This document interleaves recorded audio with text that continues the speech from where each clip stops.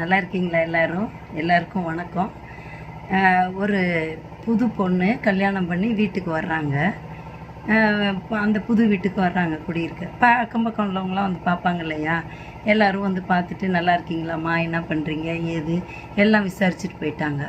கடைசியாக ஒரு அம்மா மட்டும் போகலை, வீட்டில் இருந்து நான் உங்களுக்கு ரொம்ப பக்கத்து வீடுமா, ரொம்ப பழக்கமா, அப்போவே இருந்து நான் ரொம்ப பழக்கம், இது மாதிரி நான் ஒரு 25 வருஷமாக நான் இங்கே இருக்கிறேன் அப்படின்னு சொல்கிறாங்க. சொல்லிவிட்டு நான் சில விஷயம் சொல்கிறேன்னு யார்கிட்டையும் சொல்லிடாத, நான் வந்து உனக்கு சில ரகசியம்லாம் சொல்லித்தரேன்ட்டு உன் வீட்டுக்காரரை ஆஃபீஸ் முடிஞ்சோடனே வீட்டுக்கு நேராக வர சொல்லு, வேறு யாருக்கிட்டையும் பேசக்கூடாது, எங்கேயும் நிற்கக்கூடாது, ஹோட்டலுக்கு போகக்கூடாது, அதே மாதிரி அங்கே போகக்கூடாது, இங்கே போகக்கூடாது, எல்லா கண்டிஷனும் போட்டாங்க. நீ வந்து இங்கே யாரையும் சொந்தக்காரவங்கள விடாத, அப்படின்னு என்னென்ன தப்பாக சொல்ல முடியுமோ எல்லாம் சொல்லி கொடுத்துட்டாங்க. இந்த பொண்ணும் சரிங்க ஆண்டி எல்லாம் கேட்டுக்கிறேன்ட்டு, சரி நீங்கள் உங்கள் வீட்டுக்காரர்கிட்ட நீங்கள் இதெல்லாம் சொன்னீங்களான்னு.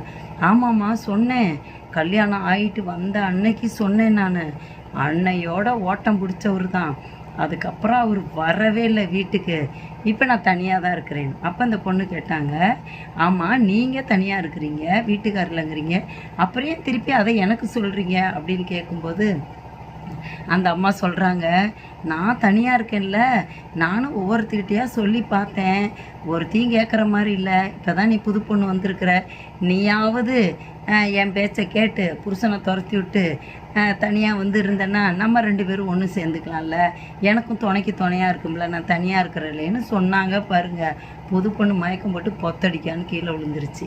இதுலேருந்து நம்ம என்ன கற்றுக்குறோம் அப்படின்னு சொன்னால், அதாவது நமக்கு யார் நமக்கு சொல்லித்தர்றாங்களோ அவங்க எப்படிப்பட்டவங்கன்னு பார்த்து தான் அவங்களோட வார்த்தையை கேட்கணும். இவங்க பேச்சை கேட்டோம்னா நம்ம நல்ல வழிக்கு போக முடியுமா? போக முடியாது. அதனால் இவங்க இப்போ தப்பு செய்கிறவங்க எல்லோரும் என்ன செய்வாங்கன்னா, தனக்கு துணைக்கு தான் ஆளுக்கு சேர்ப்பாங்களே ஒழிய நமக்கு நல்லது செய்யணும்னு யாருமே சேர்க்கறதில்ல. அதனால் நான் உங்களுக்கு என்ன சொல்கிறேன் அப்படின்னு சொன்னால், நம்ம வாழ்க்கையில் முன்னேறணும் அப்படின்னா முதல்ல நல்லவங்களோட பழக்கம் வச்சுக்கணும், நேர் வழியில் போகணும், நல்ல குணம் உள்ளவங்களோட நம்ம பேச்சுவார்த்தை வச்சுக்கணும். தப்பு செய்கிறவங்க எல்லாருமே என்ன செய்வாங்கன்னா, தனக்கு தான் கெட்டது இல்லாமல் தான் கூட சேர்ந்து மற்றவங்களையும் கெடுக்க தான் பார்ப்பாங்க. அதனால் வாழ்க்கையில் முன்னேற நல்ல மக்களோட நம்ம பழக்கம் வச்சுக்கணும்.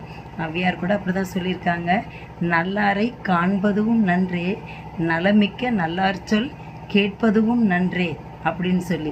அப்போ நல்லாரை காண்றதும் நல்லது, அவங்களோட சொல்லு கேட்குறதும் நன்று, அவங்களோட இயந்து இருக்கணுமா, அவங்களோட சேர்ந்து இருக்கிறது நல்லதுன்னு சொல்லியிருக்காங்க. அதனால் நல்லவர்களோடு சேர்ந்து வாழ்க்கையில் முன்னேற நல்ல நிலைமைக்கு வர என்னுடைய வாழ்த்துக்கள். நன்றி, வணக்கம்.